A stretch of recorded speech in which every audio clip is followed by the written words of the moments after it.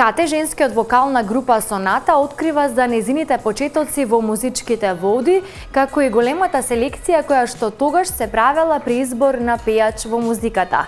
Таа вели дека за разлика од тогаш, денес секој може да биде пејач.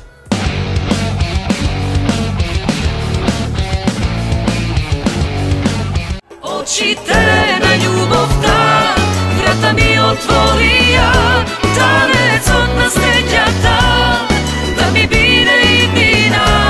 Очите на љубовта, врата ми отворија, танецот на среќата, да ми биде и мина.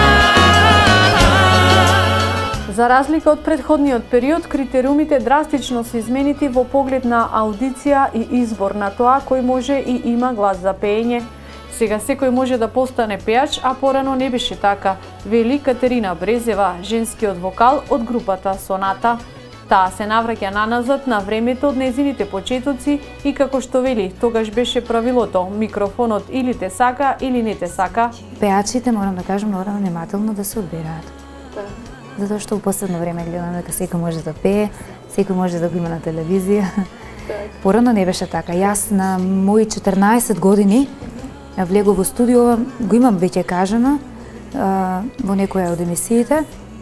Значи, буквално ме видео малецко детенце и сега вика девојче ќе влеземе во студио.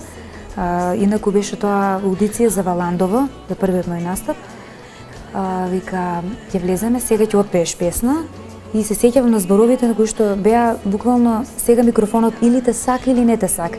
Разочарување нема. Мислам дека порано беше така со речиси сите професии. Не толку лесно можеше некој да се појави во јавноста доколку не го бидува за тоа, вели Кате. При тоа додава дека во последно има голем број квалитетни пејачи и песни, само потребна е нивна поголема промоција. Очите на љубовта, врата ми отворија, танецот на среќата, да ми биде